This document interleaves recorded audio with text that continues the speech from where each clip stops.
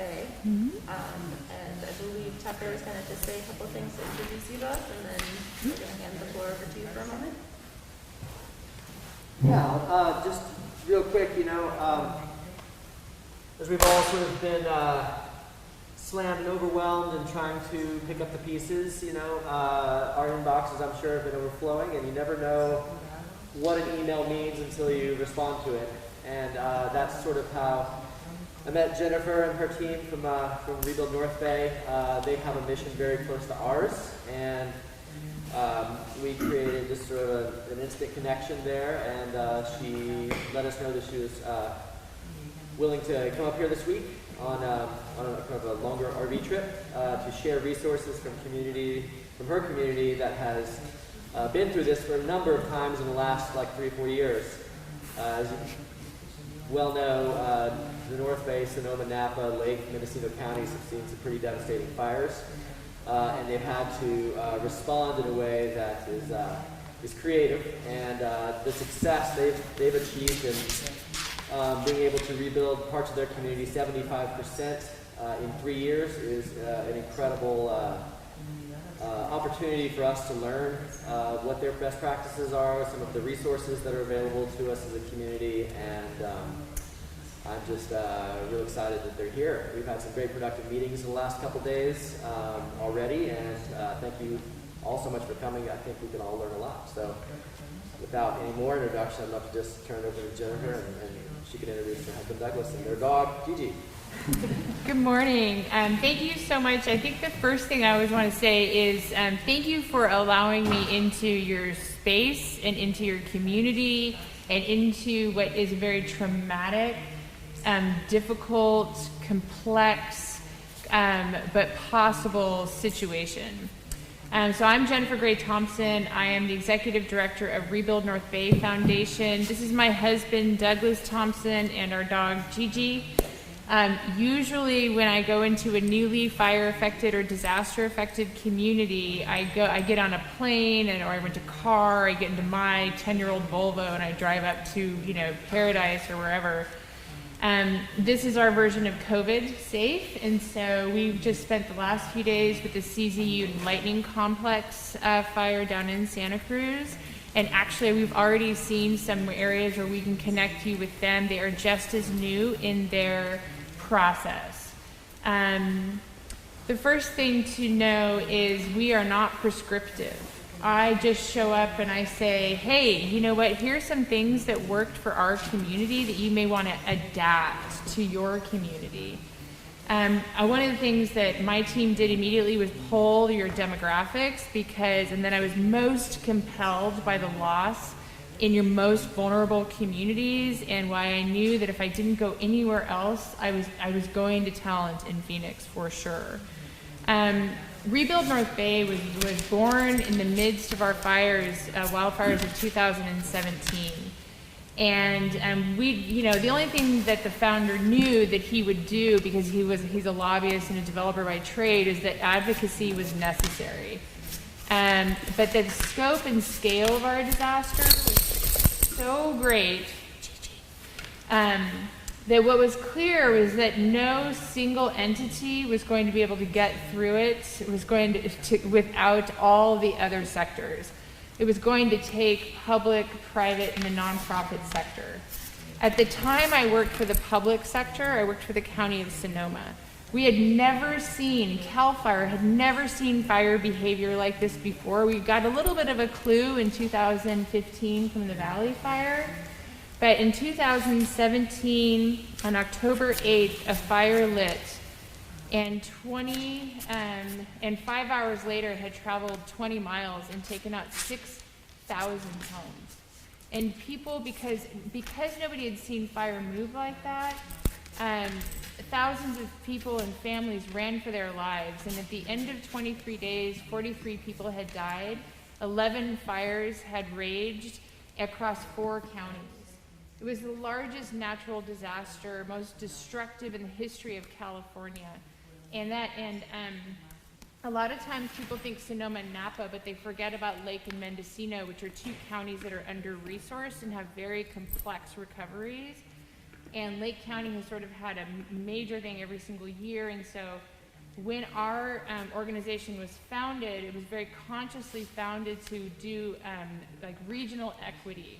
We are not a social justice organization. We do it, we do equity, we do those things, but we are actually here for the entire fire-affected community, from farm worker to cardiologist. Like, we believe that the diversity is needed. You need a cardiologist and doctors and pediatricians and teachers and firefighters and in your community, but you really need to do extra. And with your agricultural workers, we have a huge agricultural worker community. Where we live in Sonoma Valley is over 50% Latino, or Latinx, if you prefer that term. So that was one of the reasons I was most compelled to get in. I'm not a camper and I'm not really an RV person, but I'm making it work, mostly because my husband is making it work for me. You know, what we do at in the first year, the only thing we knew is that it would need a long-term recovery. Long-term recovery is virtually absent from the world of disaster. And in just a couple months, people are going to forget that the fire happened here, outside of your community. Donations are a huge area of inequity. Houston had their hurricane about a month before our wildfires. They got about $220 million in donations. We got $80 to $100 million in donations.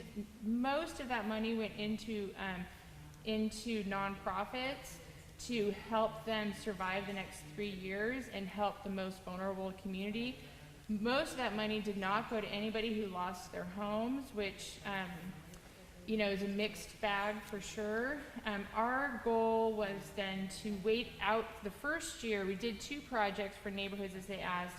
Wait for everyone to sort of exit this very crowded market of helping, and then be there for the long term for 5 to 10 years. Recovery is a marathon. I know you've heard it a lot, but as you're going through your own process and processing your own trauma, you're going to have to bear in mind that you have to pace yourself if you want to be here a year from now, 2 years from now, 3 years from now. Rebuild North Bay is the only nonprofit in our area that is solely dedicated to the long-term disaster. We just entered our 4th fiscal year.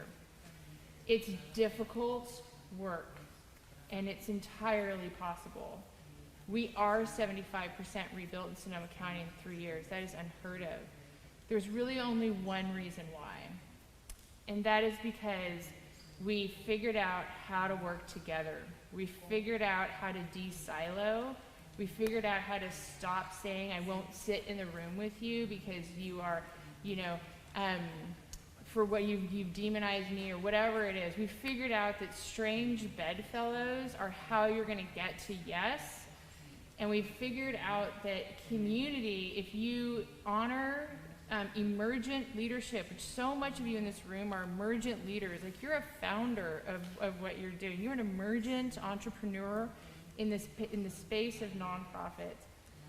If you do that, and if you sit at the table, and if you get through all of that, and if you sit with your public sector, and if you call them, and if you say, I have a point of view, and you will get what you need, but you need to collaborate. So we do advocacy at the public sector. If you look online, you'll see that looks like the sexiest part of what we do, but it's only like 2 to 5% of what we do.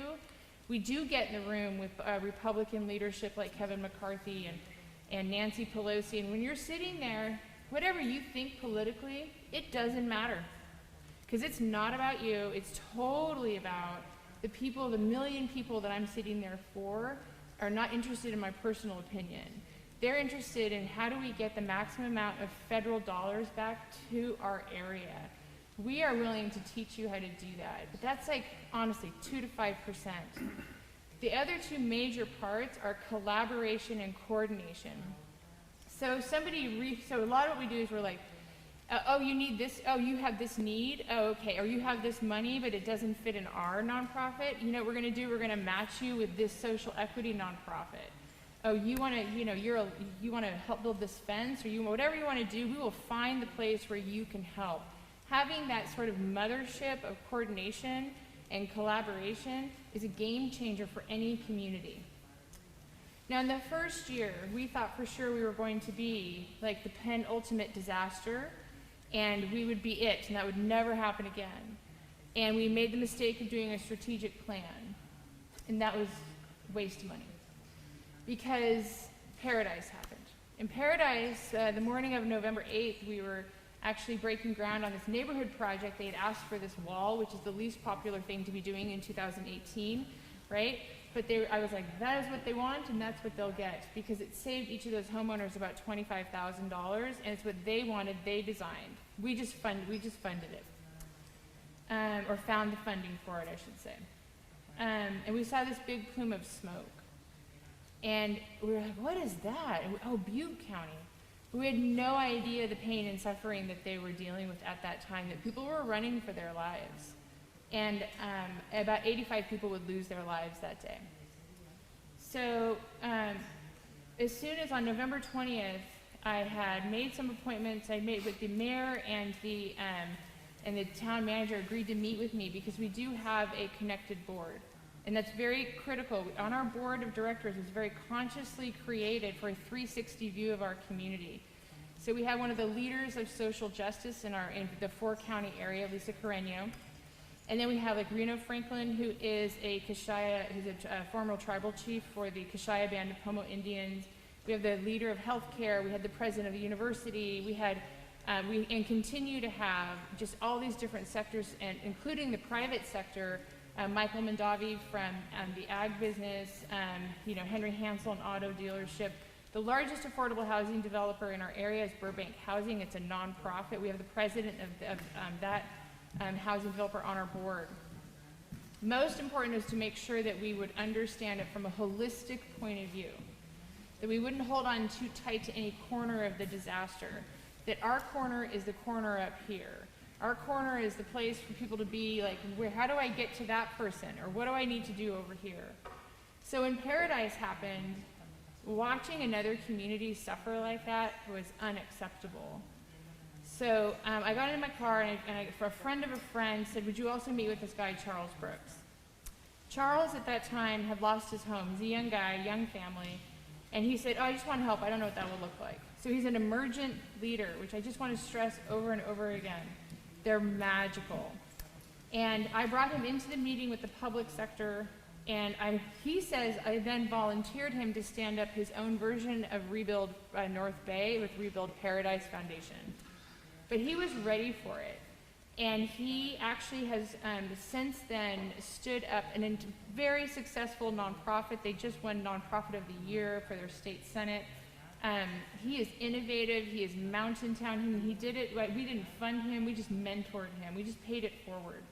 We did the same thing in Malibu. And during that year, FEMA and other organizations started asking me to go speak around the country, and which I've done a lot about this model, because it's totally different.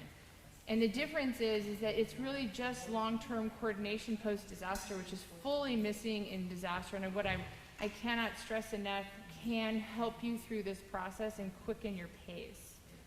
So, the Pay It Forward program. That's just what we're here for. That's why we were in Santa Cruz. We prescribe nothing. We're like, here's a model, or here's a person, or we were just talking about permaculture outside.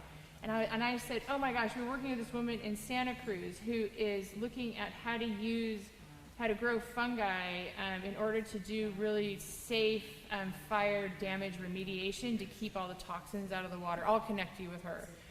That's it. And I made the joke yesterday, and I keep overusing it, so apologies, but I do feel like the Oprah of disaster. I'm like, you get a resource, and you get a connection, and whatever you need. We are not here to sell you anything. Nothing. We had a meeting with Fannie Mae last night, which sounds so strange, I know, but they are your best friend in disaster, especially if you're worried about losing your housing that for your seniors, for your ag workers. They're your best friends in that you want to maintain the diversity of your community, and if you want to be the agent of how you're going to recover. That's a choice you all make together, but we'll be here to pick up your call. We're going to work through Remake Talent so it doesn't get too all over the place. And Tom Greco actually used to work for one of my board members. He's a leading fire scientist. And we do a lot of that. We have a whole program for environmental response too. And so he invited me to a meeting yesterday with some public officials, and Tucker was there too. So we'll work, through the channels, but any question you have, and you're gonna have a lot over the next year or two, I'm gonna pick up the phone, I'm gonna call you. Or you're gonna call me or email me. And I'm only going to ask one thing in return. When you get through this, and you will get through this, we're only in year 4 now of recovery. We're always recovering. We were just majorly on fire last week, you may have seen. It was out night before last, glass fire. All I ask is that you pay it forward. That's it. Is that when you see another community, because we are in climate change, we are in almost 100 years of incorrect fire and wildfire management and suppression of fire and ignoring the lessons from especially Native peoples. This is going to it's happening in Colorado right now. So all I ask is that when you have the opportunity to lessen that pain period, that learning period for another community, is that you pay it forward and that you show up for them. That's all. So thank you again for letting me be here. I'm happy to answer any of your questions, but it's tough and it's traumatic, but it's possible. And that's why our tagline is recover, rebuild, and reimagine, because you can't go back to the day before it happened. That day is gone. But how it is later is up to all of you, and that's why we're here. Hey, Jennifer, thank you so much for that introduction and for all of your great work. We have a couple of questions prepared ahead of time for you, and then we're going to open it up. Sorry if I went on too long. For kind of the broader community to ask questions. But first, we actually had a question for folks who showed up today around what does success look like to you for the recovery? And I would definitely love to hear from folks who live in town, who live in Phoenix, who lost their homes in North Ashland. So maybe let's just think for a second before we jump into speaking, and take a minute or two to think to yourself, what does success look like here in our communities? And then we can share out for a few minutes and then jump into some questions for you, Jennifer, if that's okay. So for the introverts, we'll give everybody a minute or two to think, and then we'll share.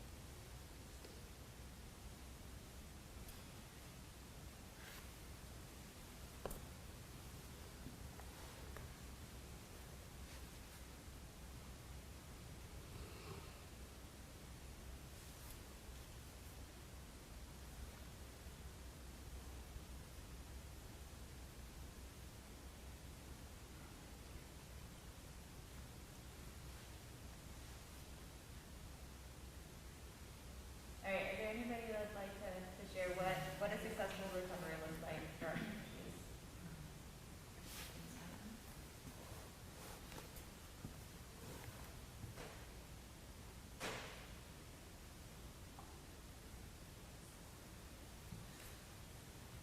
I'll get the ball rolling. Okay, thanks, Kayla. So, like I said, I run an equity organization, and I am imagining a successful recovery, prioritizing our most marginalized people in our community. And I would love to get to the point where we live in a community where these awesome mutual aid efforts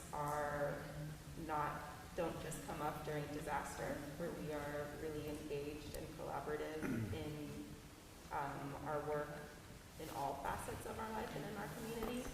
And so I'm hoping we can take some of the lessons from this really intense rebuild moment and find some ways to make them longer term actions in our community.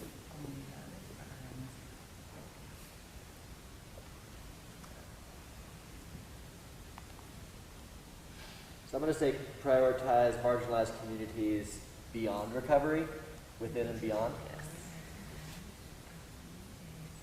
And I'm going to add a couple things just because I have my own thoughts. I just want to mention, for me, it's preserving our demographic and building upon it, similar to what you just said, but also building resiliency is what I would add throughout. Fire-wise materials, building our resilient communities, not just from the home side, but also from the burned out businesses. If we can create a resilient community that brings in looking at it holistically again. So, but I'm just going to write that down.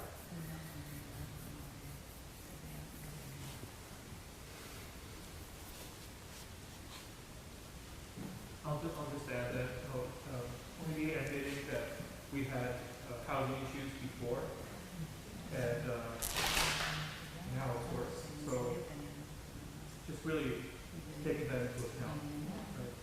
As a result of the fire, seeing a lot of destruction in affordable housing. Improve housing options, improve affordable housing options. Well, acknowledging it, yeah. Acknowledging it. It's been a Pre-existing. It was a pre-existing. Right.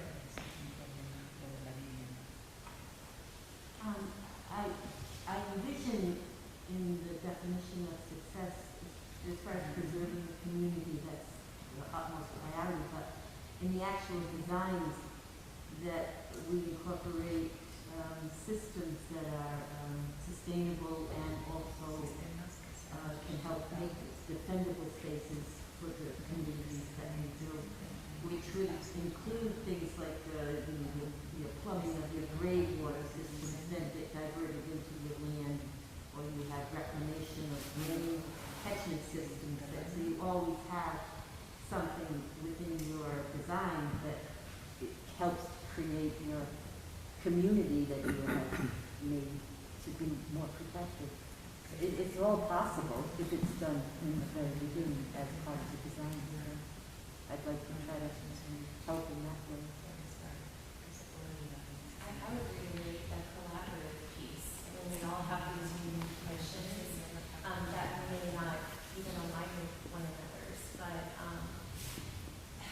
my model of success would be real tangible change. I mean, we really like it, and we all have these beautiful visions, but to actually have something tangible, which is difficult. I mean, we all are hopeful, but and I think it will take working together. But for me, it's like actually seeing it. I'm a doer, not a sayer. So that's what I think success would be, to see all of our missions somehow marry, in one way or another, and just have something tangible.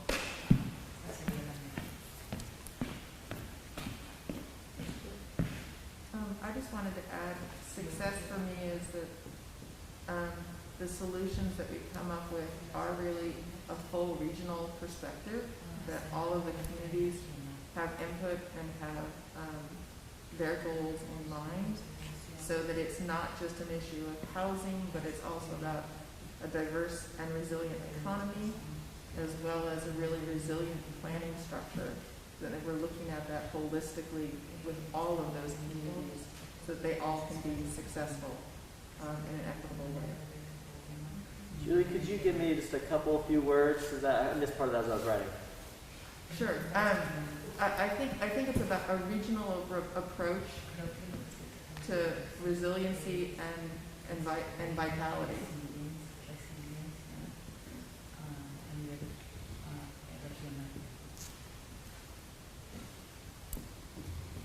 Yeah, go ahead. Very similar to some of what's already been mentioned, but being inclusive, and especially of voices that haven't really been in part of planning discussions and broader high-level discussions about communities. And, like thinking about the tribes that have ancestral ties to this land and were part of any of the discussions on planning communities. Does it integrate tribal knowledge? Integrate indigenous knowledge? Yeah, and make sure that tribal voices and other voices and all voices are represented in our discussions.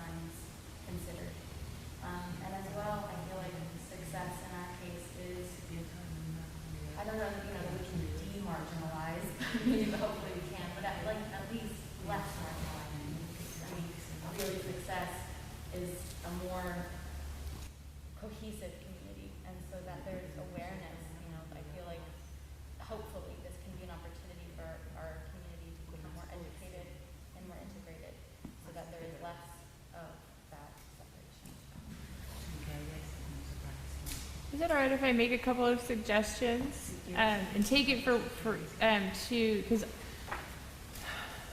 those are all perfect.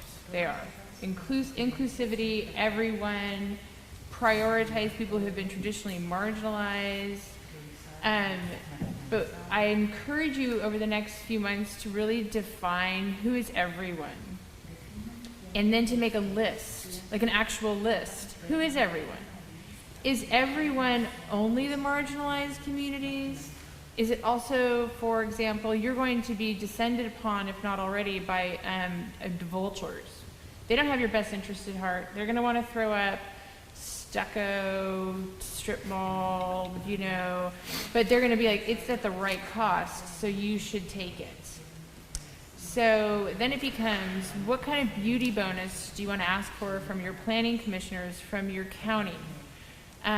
If you want really beautiful, affordable housing, then you're going to have to sit at the table with really talented developers. And you're going to have to you should choose the ones you want because they're coming regardless. And to make sure that in your inclusivity, you don't accidentally create an entirely other marginalized group that you don't want to sit with because, we ran into this with our organization, was started by some, like 3 things everybody does not like for the most part. And it's like we were, I love that he did this. He hasn't been on our board for 2 years, but it's been a struggle. Developer, lobbyist, owns the major media. Also, his newspaper won a Pulitzer Prize. So that angered some other local, independent, not actually independent, but appear to be independent.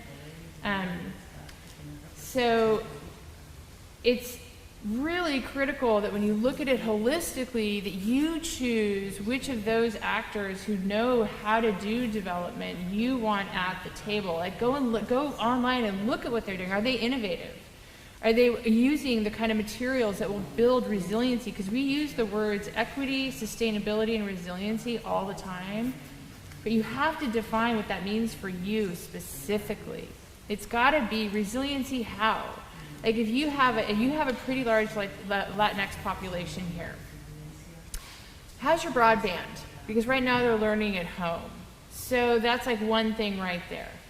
Do you want to ask for in the rebuilding of Phoenix and Talent and that part of Ashland to ensure that your broadband is really strong? So that that every kid, that means you're gonna have to talk to the school district. It's the super practical parts of what resiliency and equity and sustainability mean. We all want that. But how do you actually achieve it? It's complicated. And I'll tell you something else it's flipping expensive. It's so expensive. So one of the meetings we had yesterday, it was wonderful to hear with Tom's group, that yes, you build back in a way that you could survive another wildfire. Guess how much that's going to add onto the cost of each house? In California, it's $40,000 per rebuild. So, what do you do then? Then you're going to have to then approach either a developer where they've found another way to do it, and hopefully they're also an affordable developer. And Matt Huerta, who was on the call with us yesterday, he is Latino, he is all about social justice, and he's an affordable housing expert, and I asked him to donate a couple hours of his time, which he's done. But you need to go out and actively find the people who are going to meet your definition for here and put it into very practical terms and achievable terms, and so that you can see hope and progress along the way. You're small business owners, you need small business here, right? But it'd be good to have a couple of bigger businesses that would support your efforts and put money into this, that could maybe, like in Paradise, go to rebuildparadise.org and look at what he's done. And he started with $0. And he really was a reusable grocery bag salesman. And he is a beast at this. He's so good at this. So he's done things like he went to architects and he said, in Paradise, the land value is not as high as it is here. And he said, would you donate your time to create 5 housing plans to bring down the cost of rebuilding that are resilient, and people can just choose from them, they'll be pre-approved by the county. Then he contacted a drone company, and he said, would you donate some drones to me so that I can do surveys for, you know, for at no cost, and then hand that over to the city which had no money. Do you see? Like, those really practical ways to get to equity are actually, it's a pretty fun and interesting puzzle, and it's a little scary at the top. But once you start digging in and answering those questions for your community, that's how you're going to impact, you know, the entirety of the community. The simple things like the broadband, like asking that from your cable company. You know, have you gone to your energy company and asked them for a big donation, or, you know, for some of this, because it looks like your fire, you know, from Cal OES says arson. That could change, I hear. In our case, it was PG&E. We were started because PG&E like threw $2 million at this effort to make rebuild, and they didn't say anything about what we should do. They were like, just help people rebuild their lives in the long term. That's it. So that's what we've done for the past 3 years. We've honored that. We haven't taken admin fees. We put 15,000 hours of staff time into this rebuild. 15,000 hours of solely dedicated to the long-term rebuild. And we do practical things. COVID hit, and then we were like, what do we do? So we put $40,000 into helping our you know, our nonprofit community pivot online. You know, $2,500 for a Zoom grant. So I'm encouraging you to keep that conversation going and honoring the land and equity. We do equity all the time. You know, we do it all the time, but you got to do it. You got to do resiliency. You got to do sustainability, and you can. Think of everything that you know. Like, you could turn into a model for how to do this, and then you can become the teacher. But think about how do you do it. So, Jen, it seems like you have, through your time, really like identified a lot of resources that are available. So could you speak a little bit to some of the resources that are available for community-based organizations and nonprofits to really support a successful recovery? Oh my gosh, yes. So a couple of things. The way, because we're in a global pandemic, recovery is going to look different, and because we've had so many fires in the West, that you're going to get lost in that, in a way that we weren't, and in a way that Paradise wasn't lost. Some of my recommendations are find an economic engine to help you through this. You saw this actually with Sierra Nevada Brewing Company. They had Resilience Ale. They made a lot of money that went into their community foundation and has subsequently also helped Charles with Rebuild Paradise Foundation. An economic engine is going, you make that 50% of the cost every year with a minimum of at least $500,000 to help you through your effort. That's a minimum. Ideally, you'd have $1 million a year. And then you can do small gap grants, like one of the grants we did recently that I love so much is for fire resiliency, because what does resiliency mean? You got to make it mean something. So the UC system, Master Gardener, has asked for money to build a website that matched grazers with landowners, like Tinder for dating, you know, dating app essentially for if you have grazers and you have land, but you don't have one or the other, so it matches them. And that's available now across the state of California. And that builds resiliency, right? It costs us $5,000. Like, not everything costs a lot. Have regular meetings like this so that you're talking about looking at gaps and practical things that you can do. Never, ever, ever underestimate the value to your community of getting small things done along the way. People need it. They need the hope. They need, like, we got this one thing done. Because you're about to enter into the cranky stage, quite frankly, where the love in the air becomes thin, and make sure that you are in your own capacity here, encouraging people to own your lane. Don't try to own 3 lanes or 12 lanes or anything. Like, own your lane, but communicate with everyone. Make sure you do that. Fannie Mae is amazing. Actually, I'm leaving 160 folders here. It's bilingual. We do everything bilingually, so I am super appreciative of this too. That was actually, we spent $12,000 when COVID hit, having bilingual videos made every single day in Spanish, because there's a huge need and it was so scary.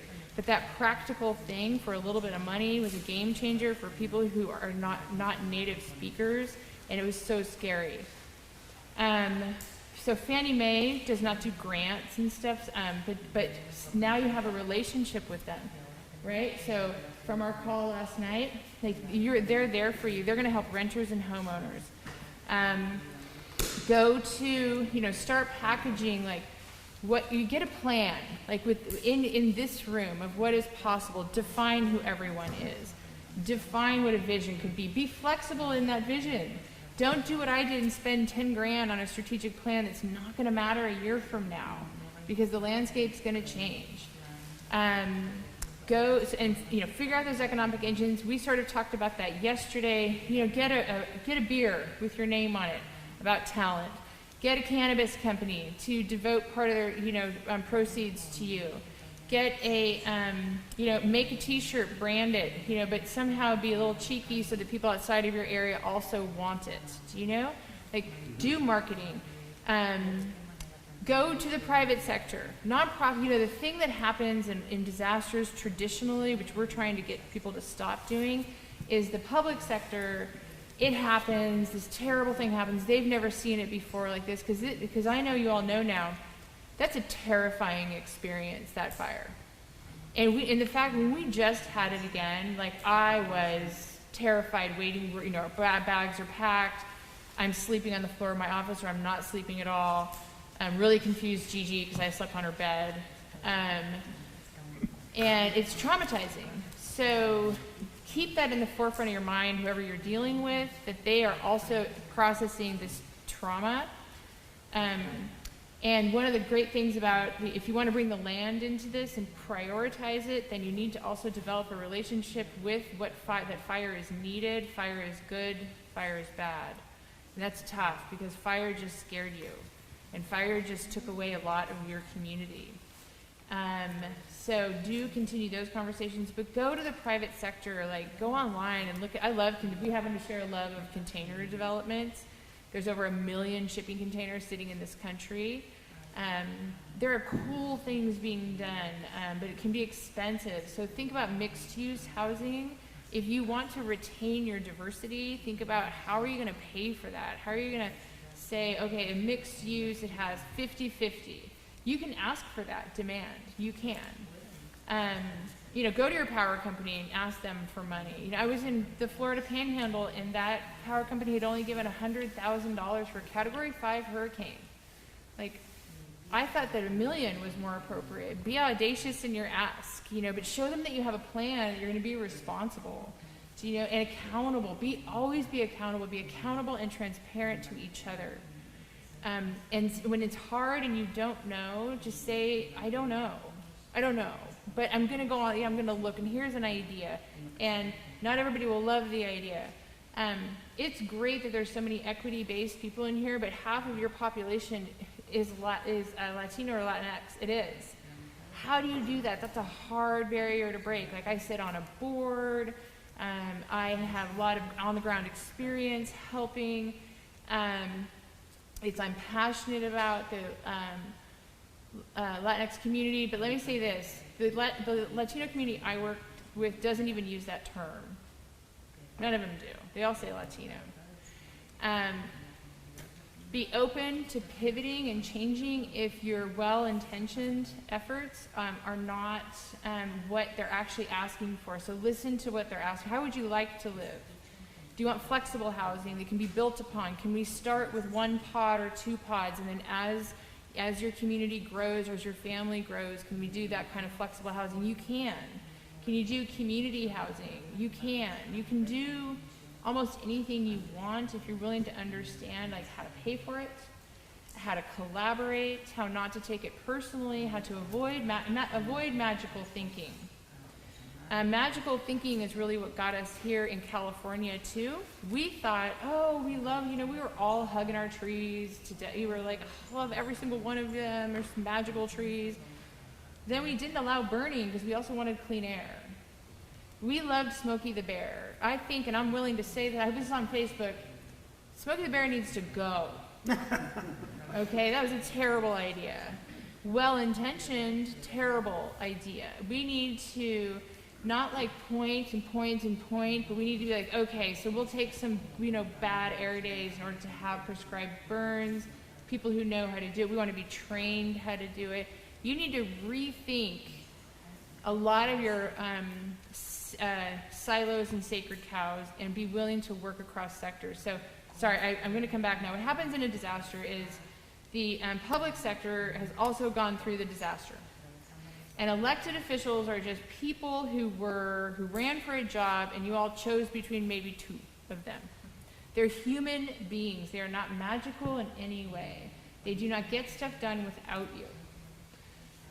Get to know your elected officials. Get to know their staff. Staffers are the secret sauce of getting anything done in public life because they know everything and they do 90% of the work. Electeds are like champions of the work that their staffers and that you all are doing. But what happens is, in our case, a lot of our department heads lost their homes. But we're still required to work all night long, for days and weeks on end. They were traumatized too. And what I saw was some people were made for this moment. You have to meet this moment, and it's not easy, and it's tough, and it's vulnerable. But it's also a position of strength. So, for some of the electeds, they could rush forward into it, and they could own it, and Supervisor James Gore is such a wonderful champion for our community. I can't even say enough nice things about him. Linda Hopkins, we have some great supervisors. You only really need one or two. Other electeds, they freeze. They can't do it. And you just got to let that go.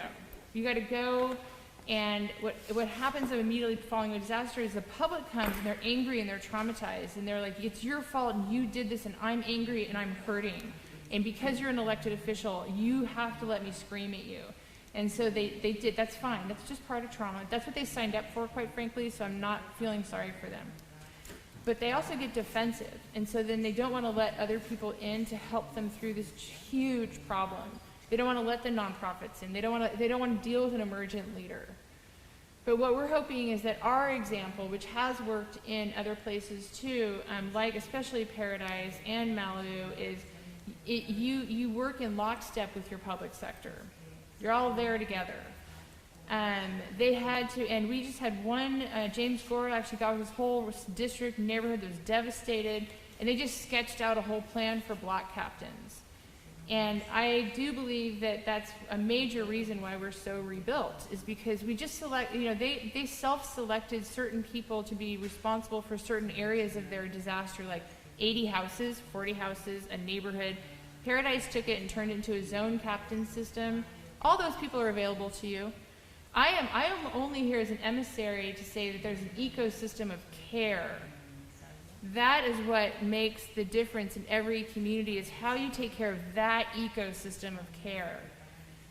So the filtering of information, what that did though is that allowed the fire-affected communities to have a voice that could be heard by the public sector through all the noise of everything else to actually get stuff done. To bring down the cost of rebuilding, you need your public sector to reduce the permit fees hugely. We built this mile of common fence for these two neighborhoods, and the county was all about it. They were like, yeah, this is great. We're going to make you get one permit, which at that time affected maybe 42 homes. But a total of 800 homes benefited from it. They can work with you, but they have to get into a less defensive space, and they can only do that if you invite them to a less defensive space. Your nonprofits need the extra influx of cash or donations that come in because the need increases. And so we're fine with that $80 million going into nonprofits over the next 3 years, but have a sustainability plan for what happens after those 3 years, because that money goes away and then you're going to see layoffs. And then the private sector. There's a lot of talent in the private sector. There's entrepreneurship, there's a lot of know-how that they actually share. If you've started a nonprofit, you're an entrepreneur. You know how to do startup culture. That is very much the same as if you start a small business. When I took over Rebuild on January 5th, 2018, I didn't know I'd also be running a small business startup after an unprecedented natural disaster. I kind of had an idea, but practically what that would look like, a little bit of a mystery to me. But you have to be, don't step into this space unless you're committed. Don't do that. If this is a selfie moment for you, don't do it. Just, you know, like get in there and say, I can do this for 4 months, that's all that I can do, and then I need to go. But you need to have people who will say, okay, so when I got a call from Darius Anderson, who founded us, he first asked me this, are you gonna run for office? I'm like, no. Promise?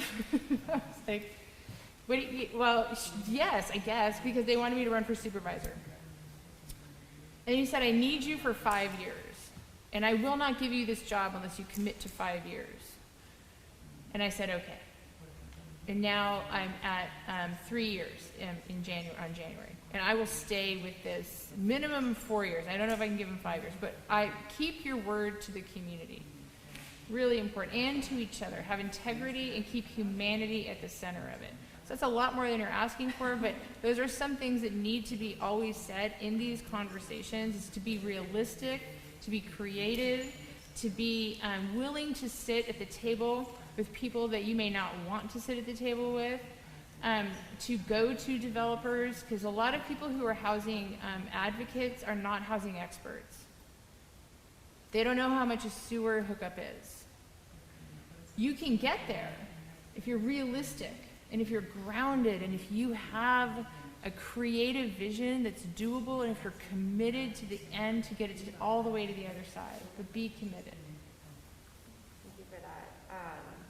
I really appreciate how you were kind of talking about some of the smaller things doing right now for impacted communities and trying to assign roles like these zone leaders.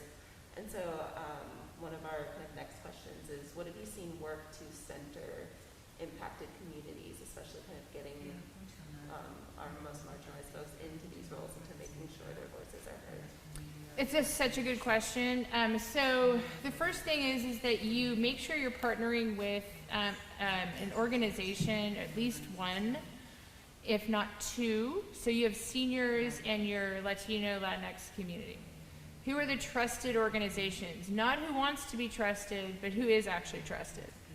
And then you start there and you ask them to be your agents. Like, we don't do case management at all.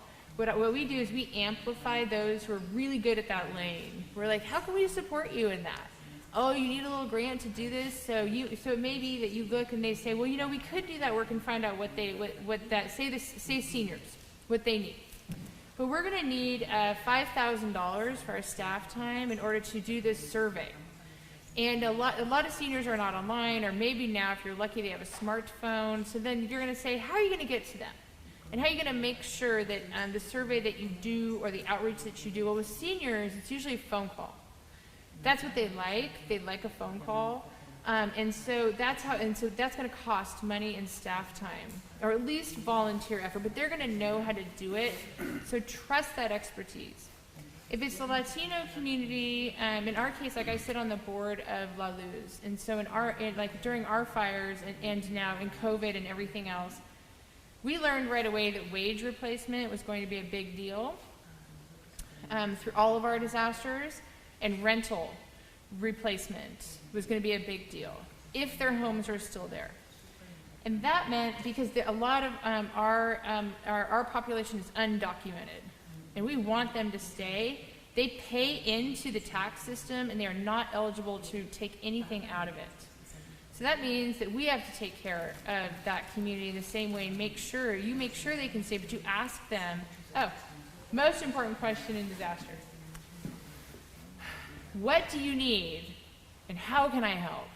So if you want to retain if you want to know how to help a certain community, ask that community. Don't just ask somebody who's a friend of yours who,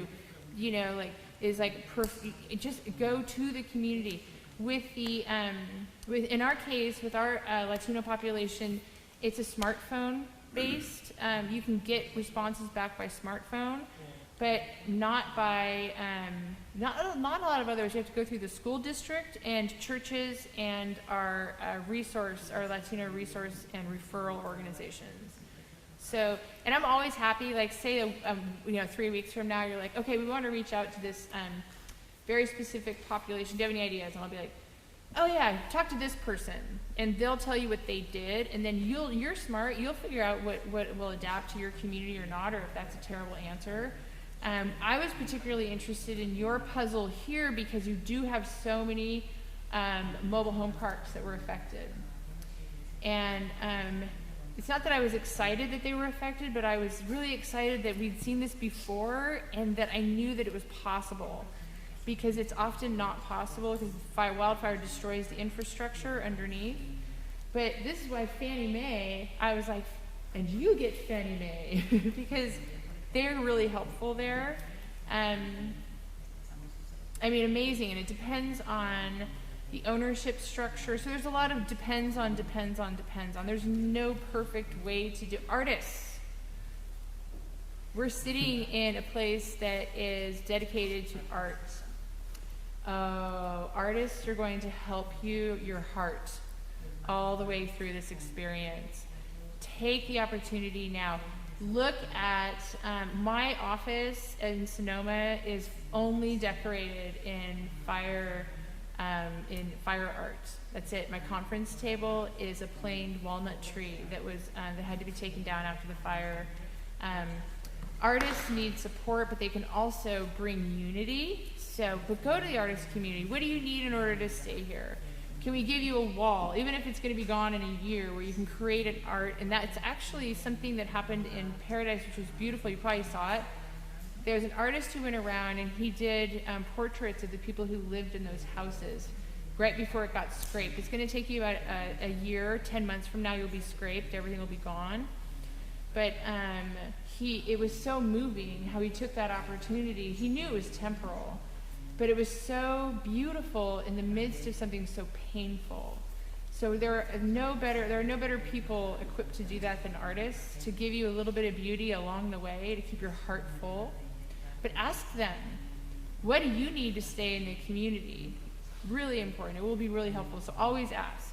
Really long answers. I was a high school teacher for a long time, so I apologize in advance. So another question that we had for you this morning was, which we've been hearing a lot within kind of community conversations. We've all seen what's happened in other communities, the good, the bad, and the ugly. Mm-hmm.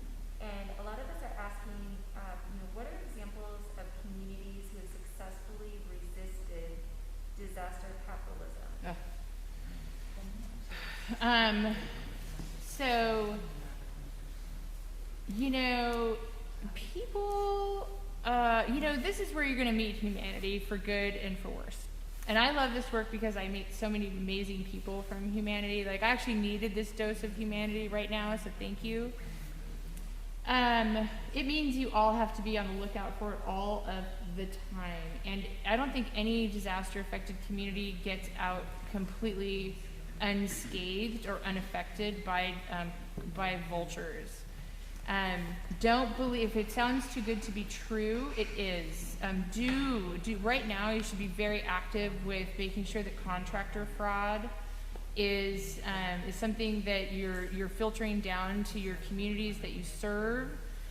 Contractor fraud is real. There are wonderful, amazing contractors, and there are those who I don't even know how they breathe or sleep or live with themselves. So you have to be constantly vigilant for at least the next 2 years.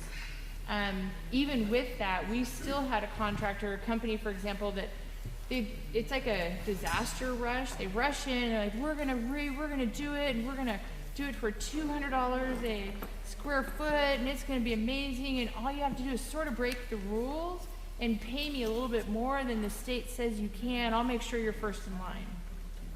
Bullshit. Not true. They can't rebuild the cost of rebuilding is pretty much the cost of rebuilding.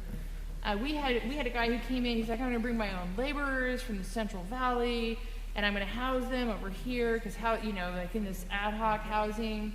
And of course, other contractors who are already there went and poached all of his workers and paid them $35 an hour to sweep.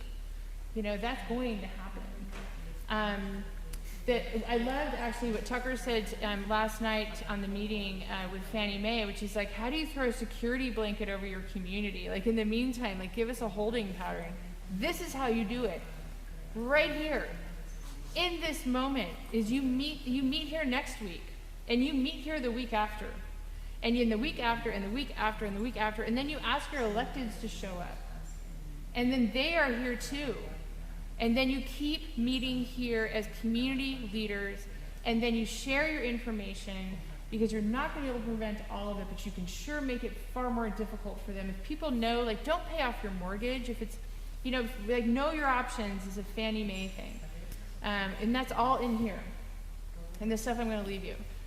So educate your community on what their rights are, what the law is around contractors. Don't know, you know, the heroes in this, the heroes in a disaster are right here. There is no, you know, savior that's going to come and just rebuild talent in Phoenix and make it all easy. And so don't believe any of that. It is not true. The other thing is learn to advocate on your behalf, and we'll teach you to do it. We go to DC with the public-private nonprofit sector.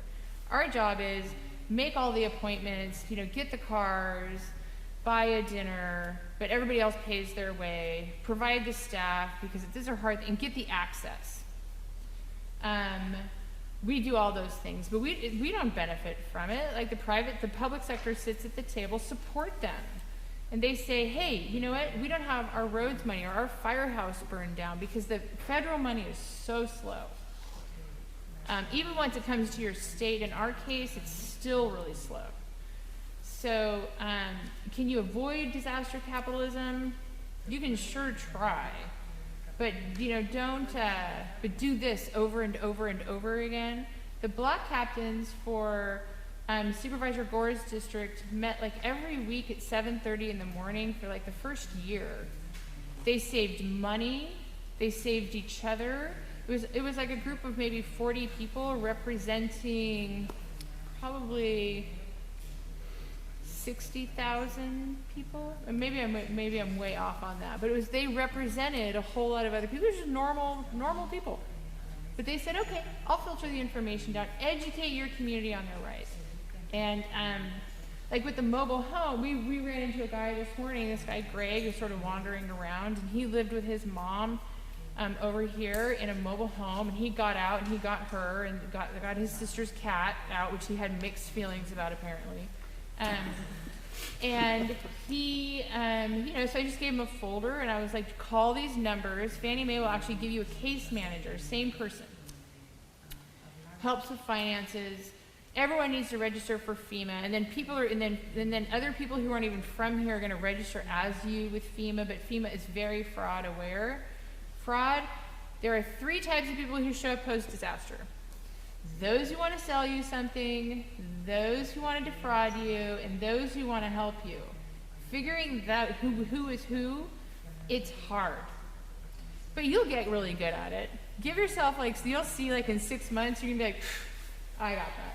I can smell it. It took me 6 months of taking weird meetings in this job, and I'd be sitting across from somebody, and I'd all of a sudden be like, oh no, you suck. You're a terrible person. So you should go now. And no, I won't do pay for play. No, you can't have my logo and say that, you know, you're gonna that we endorse you, so people should sign up with you, and you want to sell them basements in California. That all happened. Do this repeatedly.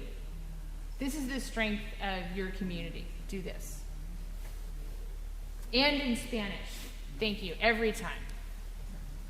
Can you just mention again, like we talked a little bit last night about like the mortgage forbearance and not paying off your mortgage with your insurance money? That's an important piece. Oh my God, it's such a big deal. So this comes from Fannie Mae. And for the record, you know, 3 years ago almost when I started this job, and I got a call and it was from Fannie Mae, and they were like, oh, we would like to come spend the day with you. And I thought, why? Why do you want to do that?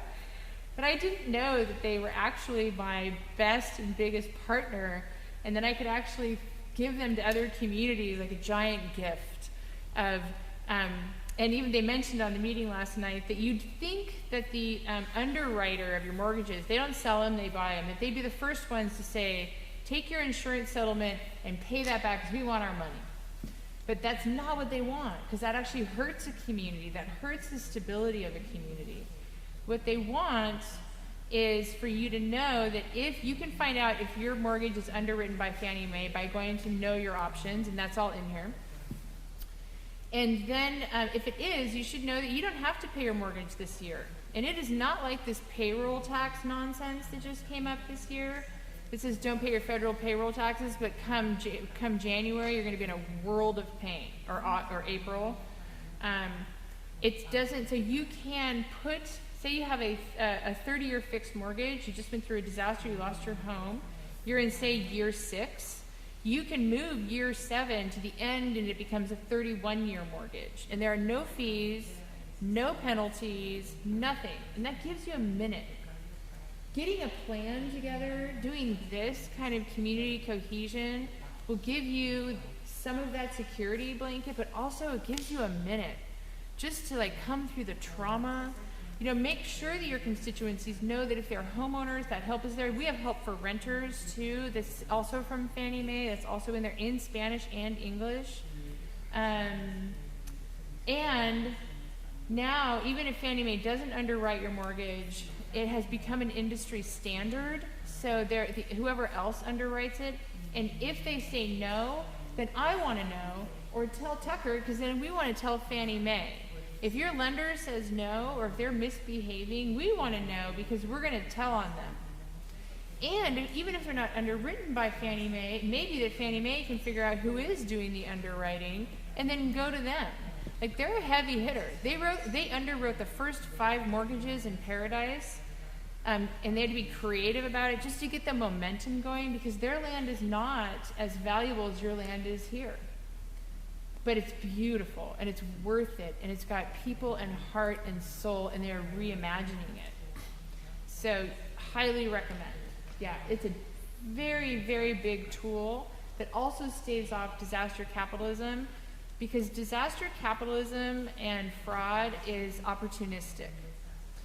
They don't want to, you know, they're going to be less likely to come into your tight community that has cohesion between the public, private, nonprofit sector, because they're going to look for gaps and vulnerabilities, and right now you're vulnerable.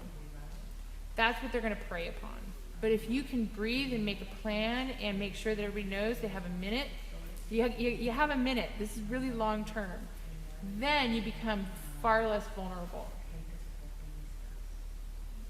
Can we just have one more question and then we'll open it up to questions?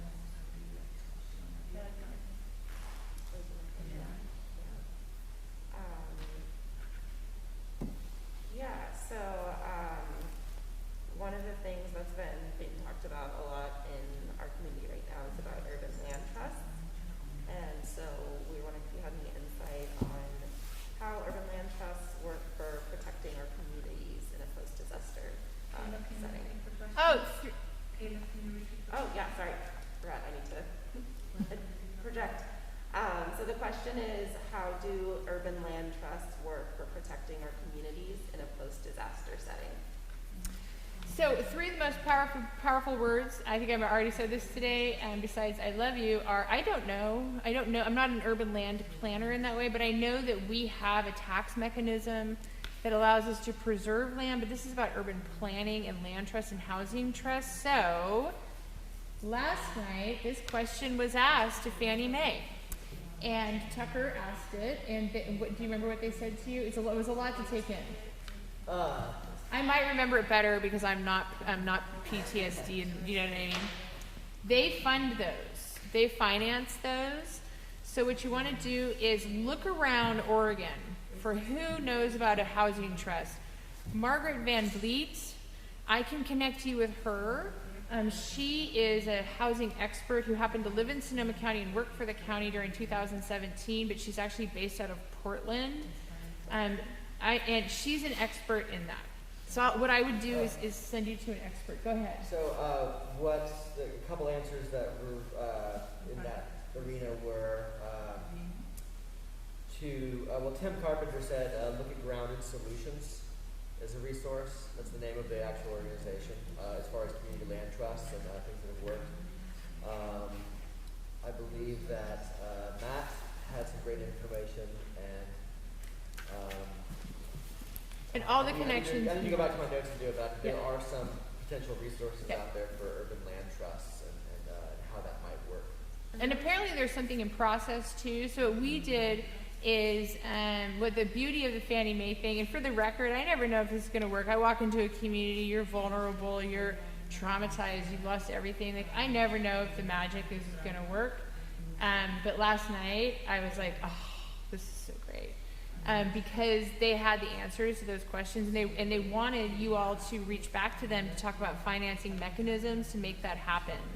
And so I would say definitely talk to, did you want to add to that? Yeah, I wanted to add one of the things that I think it was Tim from last night brought up that was kind of interesting for our situation is that land trusts typically do not pay property taxes. And we've got communities who are going to be suffering from not having enough property tax because of so much destroyed property. And so there is a mechanism, and I wrote down, I don't remember what the name was, but there's a mechanism where you can require property taxes on the structures on the land trust, not the land trust itself, but you have to put that into the land trust formation. And so I think that's one of the things that we're going to have to look at so that our communities still get funded for the services that they need to provide. See, that was C. You actually did it much better. You're an architect, so you got the brain for it for sure. But that's like, and then look at other communities where you like their land trust. Call them up. You know, so much of the answers we don't have, things we don't know, it's because we didn't make that call and be like, how'd you do that? You know, you'll reinvent some stuff, but you shouldn't have to reinvent recovery from disaster. You should just readapt it to where you are now. Yeah, love a land trust though. But also, Michael Campbell, I believe he's Phoenix Town School District, mentioned that there is a land trust option being discussed currently at the state level. But continue those conversations so that you also know that in advance. Like, you got to every time. Like, what I told Tucker was, okay, so my card's in there, anybody can ask me anything, and I just need to remember and be mindful to copy him every time, so that every time you find out information, build efficiencies. You share it with the group every time. So, you know, like, don't be proprietary about your information or your contacts. I am not. I will connect you with anyone that I can. So I think last question before we open it up to community questions or comments is this information has all been really helpful, and I'm wondering, I mean, it sounds like you all have done a really great job of getting 75% of the homes we built, and I'm wondering if you could just like do a quick step-by-step, how does that actually happen, and how does nonprofit-led development occur post-development? Well, don't call it nonprofit development. That's the first thing. It's community development. And, you know, your community includes business owners. Your community includes it's Republicans, it's Democrats. It's everybody's community. It's your public, private, nonprofit sector. So that's the first thing to be mindful of. Is get everybody at the table and start reimagining together. So I think that's one of the things that worked for us. The block captains worked great for us. The neighborhoods that use the block captain system are 97% rebuilt. That's remarkable. And they managed to bring their costs down. Like in one neighborhood, Mark West Estates, they actually bulk bought all their solar at one time. So they are, and you know, I'll give you access to all of those people. I'm just here representing a whole ecosystem of care. So you want an ecosystem of community development, and that's really going to reimagine and remake talent. I think that because we were able to break down barriers between the sectors, that was really important. I think we respected emergent leadership a lot. You know, I remember when our fires broke out, and even though I worked for the county, I was like, oh, interesting. Oh, this is terrible. And I thought, okay, I'm just going to do this little thing over here, and then the cavalry is going to show up. And they're going to tell me where to be, and I'm going to follow the plan. And then by day 3, I'm like, oh, there is no cavalry. You're it. So in the you're it it's all of you, and it's also the private sector. Bring them to the table. Like, bring them to the table. Develop relationships. Relationships are going to make anything that's going to build in resiliency no matter what happens to you. COVID happened. We were like, we were actually called in by a group in Sonoma Valley and asked to lead that sort of effort. And we did it all based on relationships, so build those relationships. That's the way you do it, and find out what's out there. Bring all ideas to the table, but not, and all voices are equal. Not all ideas are as good of an idea for here. Also, really look at other places that had, I think Paradise had like 68 mobile home parks. That's a lot. And don't be reactionary in asking for code changes, because that's another thing that we learned last night through Fannie Mae. You can actually ruin your chances of getting the financing if you do policy that is reactionary and not responsive. There is no perfect recovery. Oh, but what there is, and I'm going to say it, James Gorrigan, I love working with him. There's relentless, imperfect progress every day. That's the difference. That's why we're at 75% in Sonoma County and even higher in Napa County, but we did just lose another 450 homes or something last 2 weeks ago. Relentless, imperfect progress. Do not get caught up in perfect. Do not get caught in process. Do not get caught in perfection. Do not do paralysis by analysis, or like, oh, we can't do anything until everybody agrees. It's like, nope, let's just, majority, you got to move on. And sometimes, and sometimes my feelings have been hurt, or so-and-so's feelings have been hurt, or whatever. But you just, you're all moving forward together. You're like, get in the car, we're going. And have a sense of urgency. We were told it was going to be 7 to 10 years minimum. In disaster, you can see some places recover in 7 years, 15 years, and then never. Beware of redlining, which does happen in disasters, where all of a sudden you're like, oh, I saw this happen in an unnamed place in an unnamed different part of the country, which I'm not going to name because we're live streaming. Or I was sitting after I spoke, and because we were in breakout sessions, but rebuild because we're different. We're not social equity, but we do social equity, but we're like this mothership of disaster for long term. So my breakout session was very well attended, and 2 of the women sitting at the table worked for what's called a CDFI. Look into CDFIs. They're community development financial institutions. They're cool. They're so cool for development. That's like nonprofit development. That's cool. It's a great tool. And they were so angry. And they looked at the whole rest of the table, which is full of FEMA and NGOs and public officials. And at this point, they were 10 months post-disaster. They were not clean. Only the public right-of-way was clean, which is weird to me. And I didn't know why. Well, it turns out that there was a collaboration, if you want, between the public officials and some of the developers, that this place had been about 70% renters prior in affordable housing, and they weren't cleaning up because they were hoping everybody would leave and never come back, because they wanted, and I quote, a change of demographic. And because they didn't want those people to come back, and I was gobsmacked. I leaned forward, I'm like, who are those people? I mean, who are you even talking? I didn't even know. That's why we pull demographics now better. And that is really just redlining through delay and not being effectual on purpose. Watch for that, because that is a terrible human being thing to do. And I love those 2 women to this day for being so angry and for calling all the people out at the table about it. I believe in calling people in and bringing them to the table. But they had tried for 10 months. They were like, we're ready to actually rehab this affordable housing so people can move back in, and you all are refusing it. So watch out for that kind of, excuse my language, I know we're, but bullshit. That stuff. That's another thing. Thanks. So I think I'll open it up for questions from the community.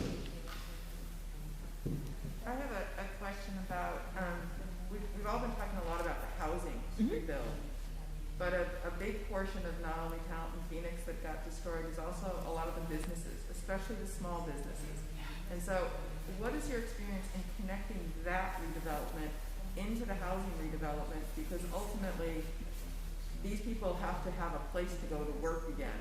And if those have been destroyed, that's a huge issue to keep them here in this community. Yeah, it's such a good question.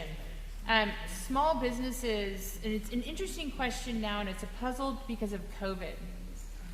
Because your disaster now is a disaster on top of a catastrophe, because our public policy has really been strange, I put a polite word, during this pandemic. There's been no cohesive policy that's been able to stop the spread, although we can do the treatment. Small businesses have already had such a hard time. I don't care in that moment when I'm looking at the PPP program. I don't care who's arguing. I don't care who's elected at that point. I mean, I do care in my personal life, but it would be good if you all were screaming a little louder about the need for PPP and talking to FEMA about the relationship and Oregon OES between getting some PPP loans from the SBA. SBA is a federal, it's federal as is FEMA. SBA is Small Business Administration. You know, they do show up after every disaster, but they really only approve about 10 to 20% of the loans that are requested. Request better. Request it with your public officials. You need, you know, in the places where, one of the things when I was driving along here and I got to see the damage, I actually don't like to talk to any disaster community before I've seen their damage. And it may seem weird to you, but just in this area, I was like, oh, thank God. It's so contained. It's not like over different mountains and vistas. Like you have some of it spread out, but a lot of your damage is contained in a business corridor or in a main street. That's going to help you with organizing your community and organizing your small businesses. And then in the case of Paradise, they too lost most of their small businesses, but they weren't in the middle of a pandemic. So it's a bit of a puzzle that I'm going to look to you and all of you to actually educate me on about how you come out of that, because we weren't coming out of it like that. We didn't lose a lot of small businesses. We lost a lot of housing that went that, and we lost, I guess, just in Sonoma County, almost 6,000 units of housing. It's a lot. But all total, about 9,000 structures across 4 counties, and different. And then the housing that was lost in Napa was not workforce housing. So I'm just going to be straight up with that. I would probably call Charles Brooks in Paradise and talk to him. He is the executive director again of Rebuild Paradise. The good news is that you can grid your disaster out easier. And one of the things you should be doing is never have a meeting like this unless you also have at least 1 or 2 small business owners or your Chamber of Commerce sitting in this room as well. So the Chamber of Commerce should be sitting in the room with, you know, your Latinx facing populations, with, you know, like strange bedfellows. That's your best friend. That's, you know, it's the key. It's you got to look at, we do organizational development for communities, so we'll be like, okay, I'm going to invite you. We do convenings, so we'll invite disaster communities to come and learn from each other, and we do it based on organizations, not on personalities. Because personalities may leave that organization, but we actually need that organization at the table. So I highly recommend that. Like, who's your Chamber of Commerce? Who's your biggest developer? Who currently owns part? I think you have somebody who owns like half the business downtown. He or she should be in this space right now. You know, you all need to come back together, and that's exactly. But I would also filter that information up. I'd like to hear it because I can teach you how to do federal advocacy trips, but how to do them in the age of COVID is also new to us. I will tell you though that the big agencies will listen to you. The more regional you are, the more cohesive you are, the more inclusive, like really inclusive you are in your recovery. They're going to be like, oh, we sat at the table with HUD last October, and they said, oh, we love this model. Like, we wish that everybody would do this model, because this is like, this makes sense to us, and we feel it's so efficient that people who make decisions will come to the table. Cal OES is not the same as Oregon OES, so I can't speak to that, but you all should know, like, who's the director of Oregon OES? Who's his or her aide? Get that aide's cell phone number. Do you know? Your Oregon Chamber of Commerce, Oregon tourists.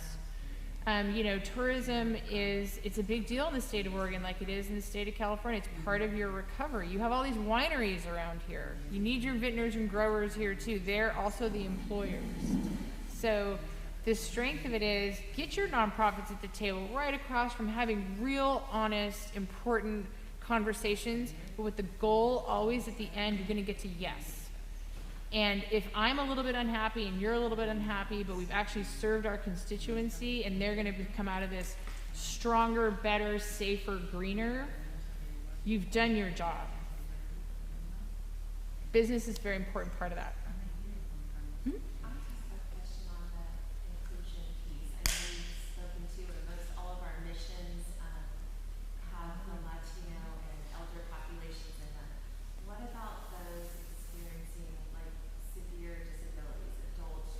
Intellectual, mental illness, developmental, and their caregivers, like that healthcare piece, that care piece, that evacuation piece, like that's kind of always been the heart of my mission. And so just those experiencing disabilities within our community, in addition to other, populations. That's a vulnerability on top of a vulnerability. Yeah. So you have, in California, they're called IHSS workers.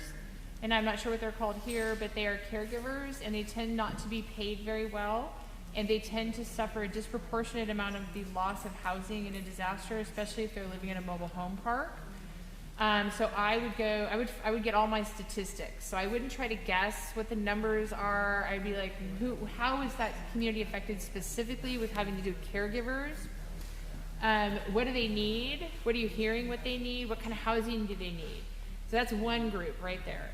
And then you have people with disabilities, and what you have to, and what kind of disabilities are, and so is it profoundly disabled? So during our fires, we have something in Sonoma Valley that just closed this year. It was called Sonoma Developmental Center. When I was a kid, it was called Sonoma State Hospital, and it was a joyful thing to grow up in a place that had like 2,000 residents who were from mildly disabled to profoundly disabled, but always part of our community. In every store, on every street, it was like my mom worked there, and it was wonderful. But one of the terrible things that happened is they all had to be evacuated. They only had about 400 residents left, and we had to set up 2 shelters for their caregivers and for the profoundly disabled. And it was like a heart racing experience to take good care of them, to make sure that there wasn't smoke, that they had this special kind of food, because some of them didn't eat, they had to eat through tubes. But we didn't try to figure out how to serve them, we listened. So my thing, you gotta go and listen to people who are experts, but don't ever mistake, and you can be an advocate, but a lot of advocates are not experts. They're feeling people, they don't have data. So you need to go and you need to pull the data, and you get that from the county. The county for sure has a department that deals with probably both, the workers and the people with disabilities, and say, what are you hearing? What do you need? And how can we help so that we build their inclusion into our recovery? I think I just want to publicly add Yeah. population into the discussion. Oh, so important. Thank you. Well, the guy we met this morning, his mom, he was a caregiver for his mother who'd had a stroke. And he was, you could just see it was like on top of maybe things being rough already, there was this whole added layer of trauma, and yeah, thank you for including that. It's an important question.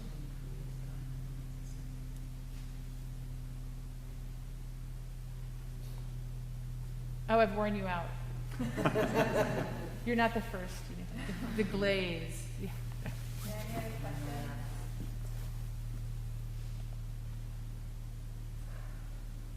I'm speaking with some of my Latinx friends, I'm sorry, your what friends?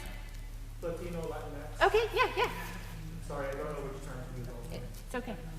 And just from the conversation I'm having with them right now, they're upset that they feel that, you know, had I not come, for example, there would be no one else here. And they feel out of the loop for meetings like this. In our community, there have been 0 meetings like this. And so they feel that the community is moving along, we're being excluded. And that's their feeling. Okay. But what can we do better? That's really going forward, right? What can we do better to have that inclusion? The first thing you can do is, for the first thing, that I'm going to tell you, it's highly unusual that the first thing is that this meeting went out in Spanish and is being broadcast and put out in Spanish again. So this means that this conversation too is going to go out in Spanish. So you're going to have to ask your community, say, I need you to pay attention to this meeting and what was said here. But I need to know I need you to ask that community, what do you need? And how can we help? And how can we get you here? What would be the best for you? What time would be the best for you? So serving the Latino community means asking. You got to ask. Like, ask your friends. When could you have made it? What could we do better? Like that. It's totally fine. It's a reasonable question. So I learned this important lesson, even though I was already, very aware. I would think that during the fires, we were in like day 4. And where we live in Sonoma Valley was surrounded by fires. So we had to make our own food systems. And the food systems that we made for STC, for the developmentally disabled, and then the general shelter was on one side of town, and then the side of town that we live on, which is 52% Latino. I was working with La Luz and then one of the schools. Ask them, do they want to be contacted through the schools, through the church, what's the resource center? So we're moving along, we're making sure that there's food, but we're also noticing, we know that we need diapers. We're also noticing that all the canned food is being left behind. Now, we still had gas, we didn't have electricity. And we didn't think, though, why is that? Even the Latino-facing org that I'm on the board, which is all run by Latinos, didn't ask.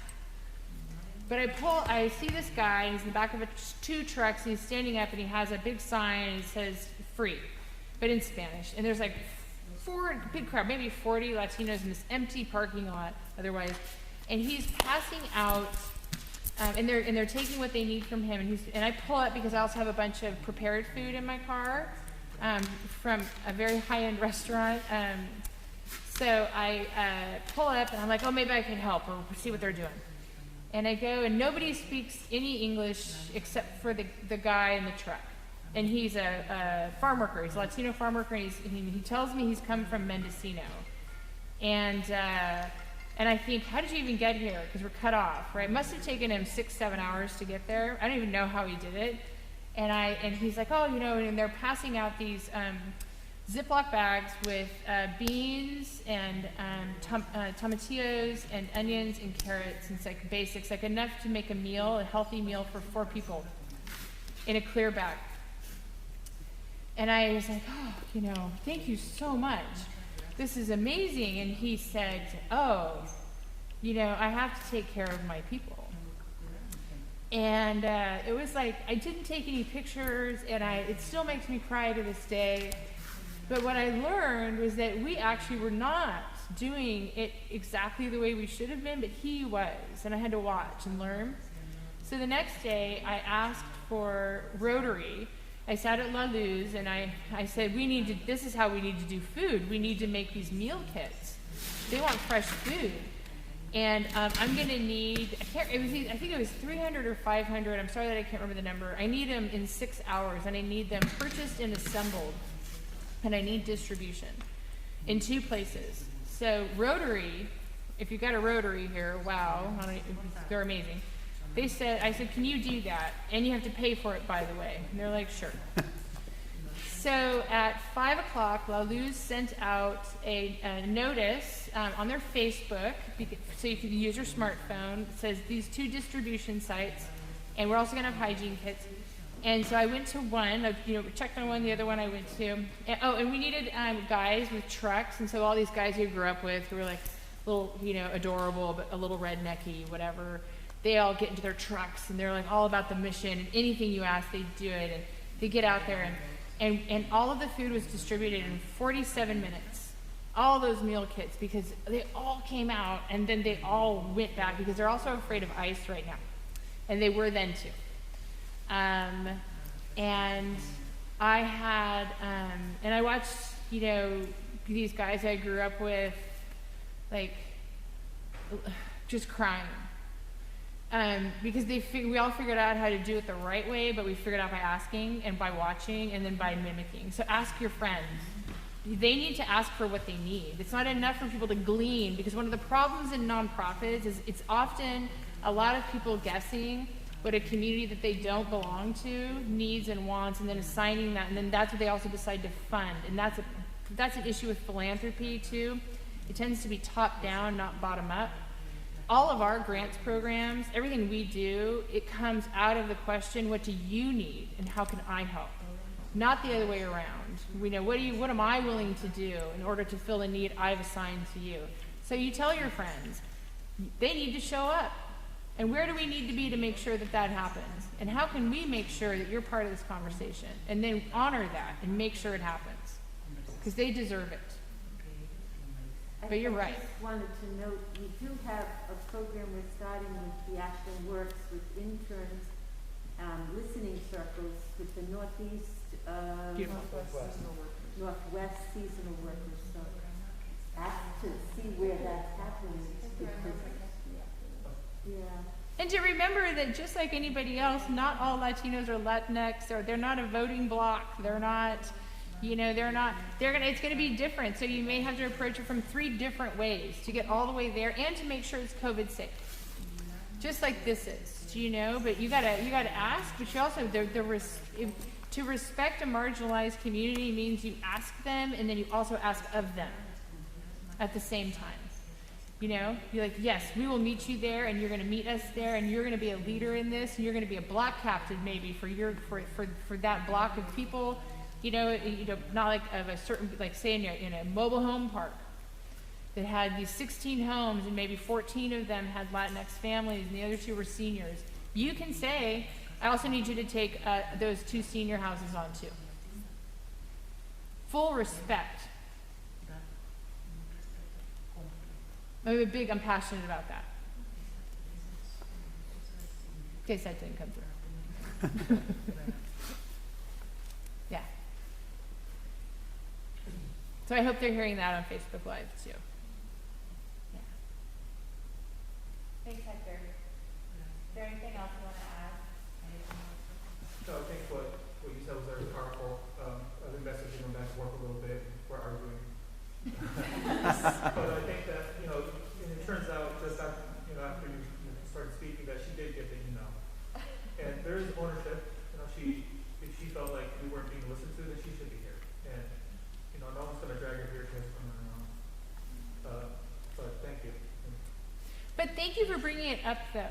It's, so maybe it's just fortuitous that she hadn't noticed it yet, because I think we cannot approach disaster recovery or nonprofit work from a place of begging, or from a place where we are so overly prescriptive that we're trying to run around chasing after people. You also have to say, look, you have agency in this, and we're not going to take away your agency. We're going to ally with you. That's the deal. You're going to help us help you, and you know what? We need you to also help. We're all adults here. We can all do it. Yeah.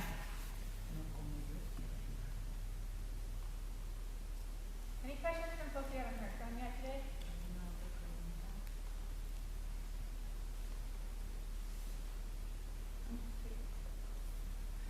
I'm curious if you have volunteer management resources or databases that you use that you found or have effective. The secret to our organization is we do zeroed volunteer management. We leave that to professional volunteer managers. And so we are like a mothership for recovery. We are we actually credit the other, we support and amplify and provide resources to those who are experts in their lane. So we do zero volunteer management. We did do a project with Habitat for Humanity, which has since closed down in Sonoma County, but one of their lanes was volunteer management, and we needed it on this particular project. Use existing systems, and because those people are, volunteer management is a skill, man. That is a skill. So do not attempt it if you've never attempted it. Partner and collaborate. Like, we recently counted up all of our collaborators and partners over 3 years, and 98 was the conservative number. Yeah, we never pretend or think for a moment that, we are superheroes or we're going at it alone. I do wear Wonder Woman socks a lot, but that's just for my own, I know they're there, so if I'm feeling weak. But your superpower is collaboration and not trying to take over a lane that somebody else is already really good at and has a system, because that's data, it's liability, it's a lot of things. Mm-hmm. Yeah, so if you're good at it, then step up into that lane, because that is a skill. It's a hugely valuable skill. Oh, and then for rebuilding, we all face the same issues, which is not having enough housing for the people who need to come in to actually rebuild your community. So look at if you have a builder's exchange here, they're a very important part of that solution. Also to help ward against contractor fraud. We have Keith Woods at North Coast Builders Exchange is a big partner of ours. But we also, on our board of directors, have the head of the NorthBay Labor Council, which is union. I'm very proud that we have people on our board who normally work really hard not to ever be in the same room together, but they come to our board and they've sat on it for 3 years. Because we don't really care. I'm saying that they're not even complaining about it. They just continue to show up for their community despite their personal and professional animosities too. So I just want to note that. And they are all part of the solution of rebuilding. Labor is a part of the solution. Union is a part of the solution. Non-union. And a lot of the things, if you look on our website under impact, that we have funded are construction trades. So one of the big concerns, because we're so hospitality based initially was, and this did happen, is that we lost about 1,700 jobs in hospitality, but we gained more in construction. Construction is actually a pretty good pathway to a middle class life. And we as a nation have devalued the labor. The trades. And actually the trades are really cool. And, we actually, one of Doug's best friends, Elliot, shout out to Elliot, has a PhD in philosophy, and he was a professor in Maine. And now he moved back to his hometown in Sonoma, and he is an electrician. So he did not go downward. He just turned into the most interesting electrician in the world. That is all. And he loves it. So because we've done that, we have bypassed this whole generation of people who have an opportunity now in your community to learn the trades. Another program I actually love that we have funded, look at the Lime Foundation. It's run by this kick-ass woman who is one of the only African-American female roofing contractors. She's the only one in our region. And so she understood how hard that was, so she created a foundation to train other people to follow in her footsteps. One of my favorite programs is called Rebuilding Now, and we're their fiscal agent. We do that for organizations because you don't always need a full-blown nonprofit, but you do need responsible accounting and all the infrastructure. So the Mendocino Community Foundation is led by this really brilliant woman named Megan Barber Allende, and with the help of Rose Bell, and they've had to be really creative in Mendocino. They don't have a lot of money up there, and they didn't get a lot of donations because we sort of overshadowed them. But the disaster we had was the largest in their history, too. So they have had a traditional, long-term, multi-generational cannabis industry, as you know. And with the legalization of cannabis, they saw flattening out or bottoming out of the cost and the value of cannabis. So all of a sudden, you had people who had multi-generations were working and really living off grid, not necessarily a lot of formal education, didn't need it, but surviving. And all of a sudden, there was nothing like that for them out there. So this guy, John Kennedy, he was like, you know what I can do?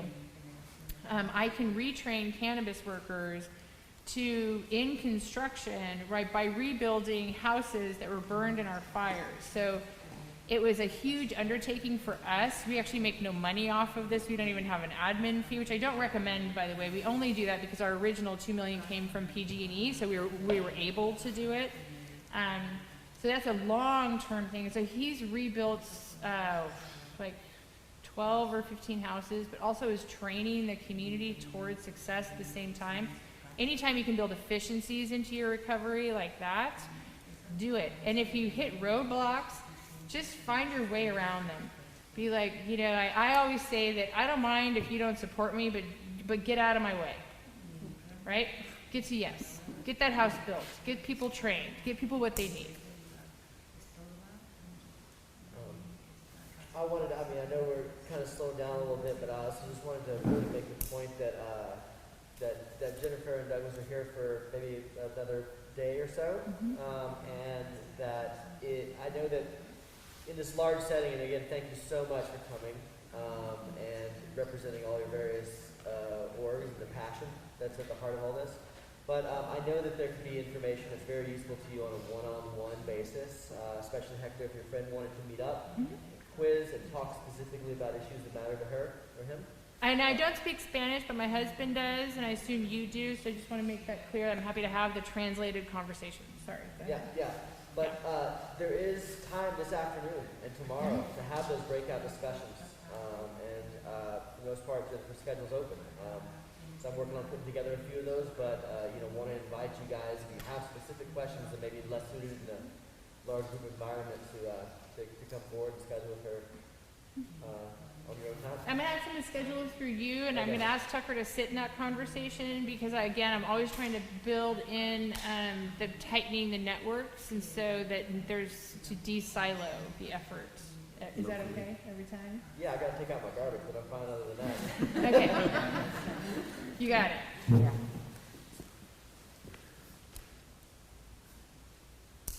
Well, I think you're probably done, but I just want to thank you again. Like, this is a position of, I actually really loved my job. I think I have the coolest job in the world, but for all the worst reasons, like terrible. But to be of service in a vulnerable moment to a community that wants to recover, rebuild, and reimagine.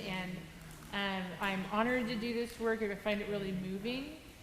It's also really healing for me because I was totally traumatized by our disaster. And again, all that I ask is if you could just keep in the back of your head that as you go through this, that when you see opportunities, either formal or informal in the future, to be a part of the paying it forward, because I have this dream that we will help rebuild across, especially in the American West with our wildfires, that we will build this network of people that will get tighter and tighter and tighter and more efficient and and more powerful, and we will show communities how to recover, but also we will lessen suffering.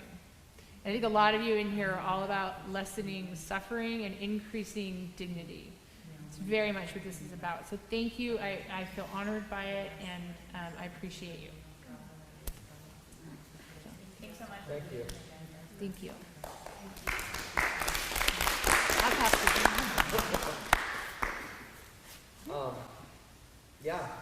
Again, thank you. We didn't do too much whiteboarding, which is fine. Thank you so much, Hannah, for bringing it. But helping develop this discussion about defining success, helping grow that discussion so we have a more holistic series of answers in that is part of that inclusion process.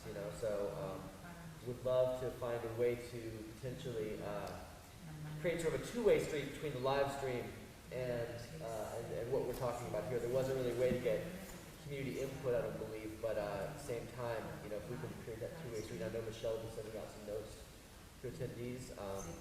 we want to welcome that as much as possible.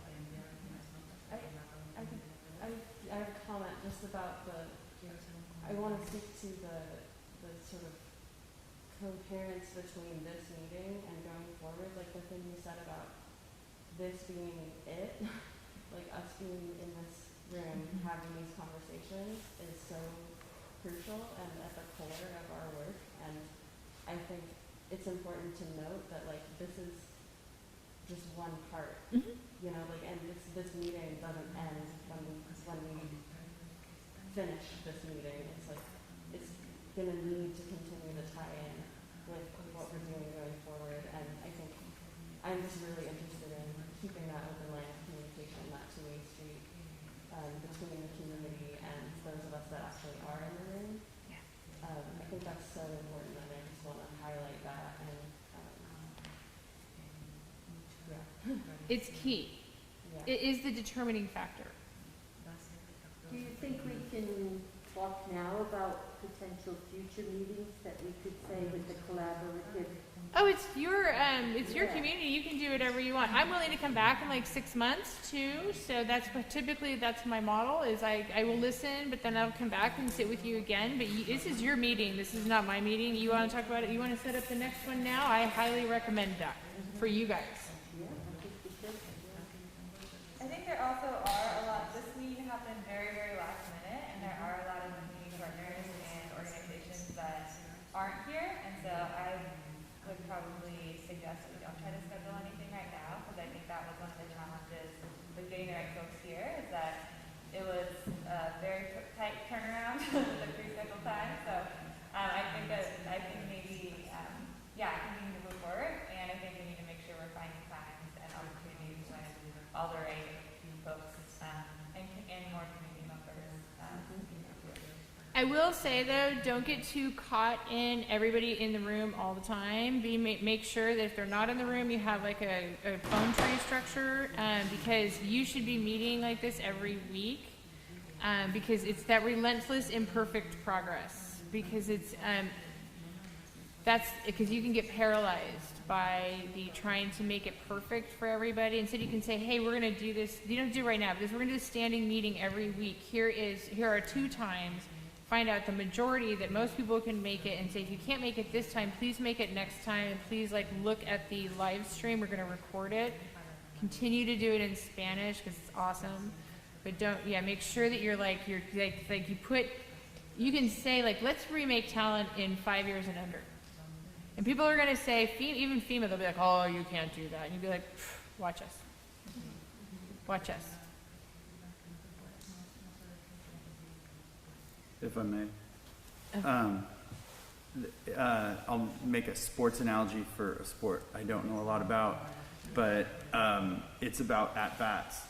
Right? It's not about home runs. It's about how many times you get up there and hit singles.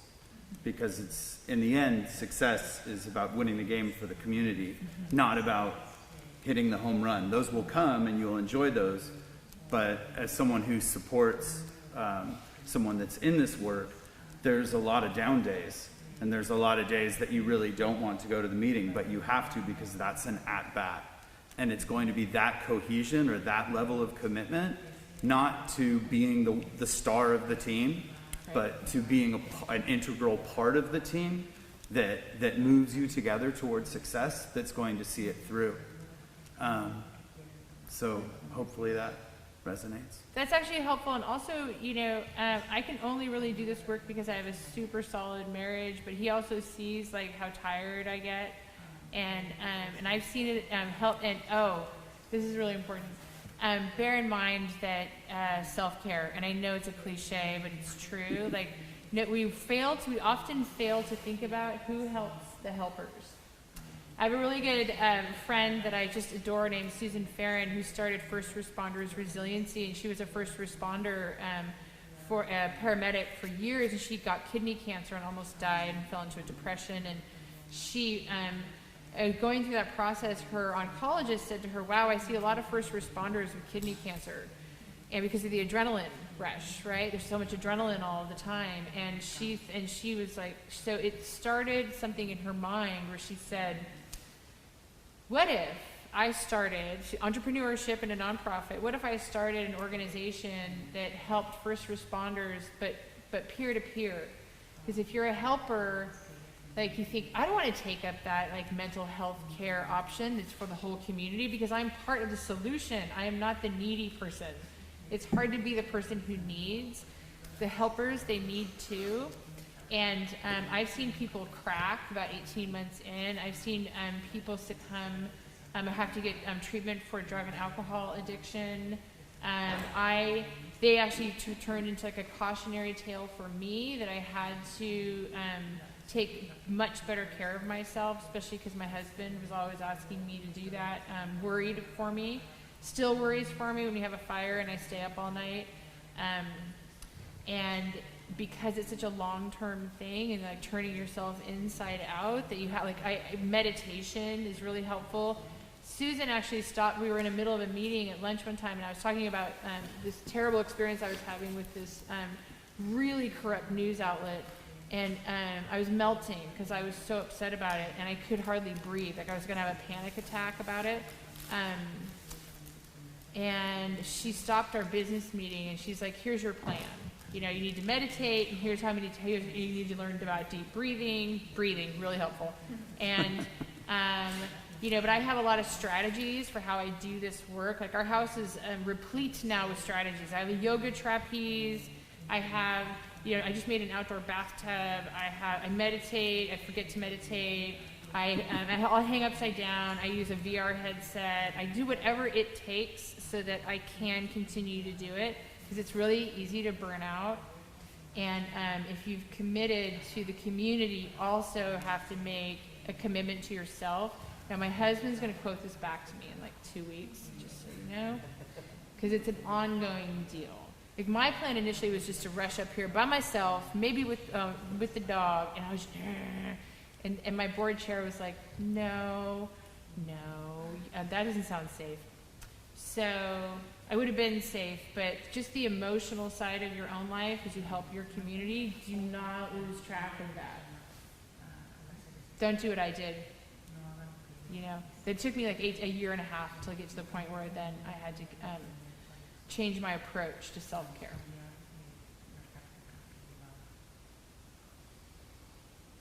Go ahead, Matt. I'd add one thing to the defining success, which would be building enough community power to change the balance of power in order to accomplish any of the things that we've talked about. Because it's not an accident that we didn't have enough affordable housing before. And I've sat in city council meetings where developers have openly said, I'm not going to build affordable housing because I won't make enough profit that way compared to if I build the expensive homes for people outside the area to move in. It's not an accident that our valley didn't do anything about climate change because powerful people didn't want to. And even, it's not an accident that we didn't have fire-resilient houses and communities. An article just came out in the last day or two in Street Roots, a Portland newspaper, where somebody recorded a meeting of the home builders where they talked among themselves about how they stopped the governor and the legislature from putting fire-resistant standards into law. We can send that link around and you can all read it if you haven't already. And in a small town environment like this, a lot of folks, a lot of organizations, a lot of individuals don't want to get involved in things that openly build power and challenge power. Because maybe it affects their funding, or maybe it's just uncomfortable. You know, you're going to see those people at the supermarket or wherever that you're taking on. But all the things that we want to accomplish in terms of more affordable housing, more resiliency, all the things that have been mentioned are not going to happen unless the people who care about those things say, in addition to contributing my expertise and my passion for those things, I'm going to be part of a movement to build community power and change the balance of power in this valley. We're at a place now, right after the fire, like literally days after the fire, the bankers and the developers had a private meeting where they started talking, just like happened in Louisiana after Hurricane Katrina. They started talking about how they were going to profit from this and leave the rest of us behind. And so how do we get to it? We're not in a position, we have no history here, where we can just put together a board of the Chamber of Commerce and all these different people, and they're all going to collaborate, and that's going to be everybody. We have to build enough power so that those kind of people, we can affect what they do, and they have to talk to us. And that's part of everybody's job. I see it, I'm working on some city council races now, and I see how everybody wants good people elected to the city council, but an awful lot of people don't want to step up and be part of speaking publicly about the need for that, because it's a little uncomfortable and it's an unfamiliar thing. But unless we put that as part of our defining success and part of our collective mission, the rest of it's not going to happen.